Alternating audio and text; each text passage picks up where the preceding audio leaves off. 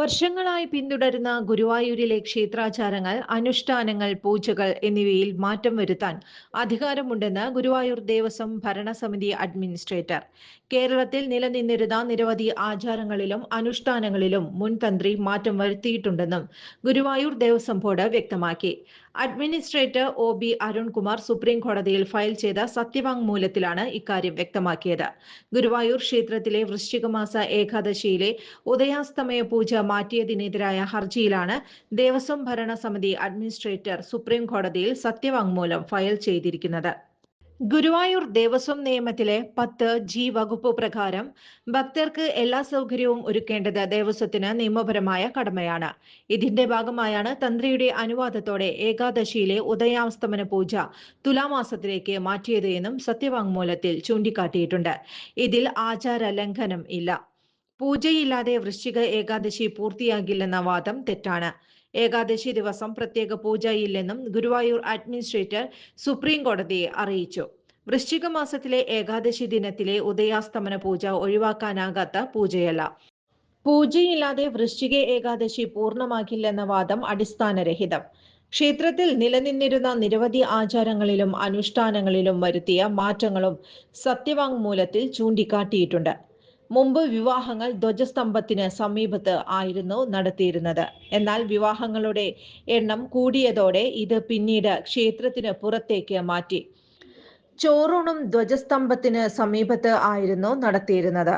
ഇതും പിന്നീട് ക്ഷേത്രത്തിന്റെ പടിഞ്ഞാറെ ഭാഗത്തേക്ക് മാറ്റിയെന്നും അഡ്മിനിസ്ട്രേറ്റർ സുപ്രീം കോടതിയെ അറിയിച്ചു.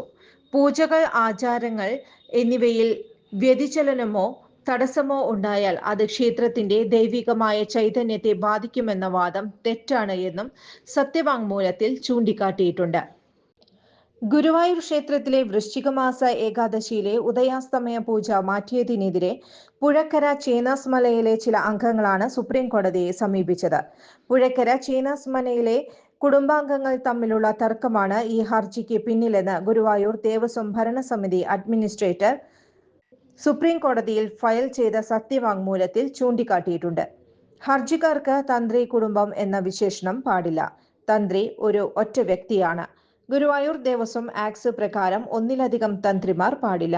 അതിനാൽ ഹർജിക്കാർക്ക് പുഴക്കര ചേനാസ് മനയിലെ അംഗങ്ങൾ എന്ന് മാത്രമേ പറയാൻ കഴിയുകയുള്ളൂവെന്നും അഡ്മിനിസ്ട്രേറ്റർ ചൂണ്ടിക്കാട്ടി.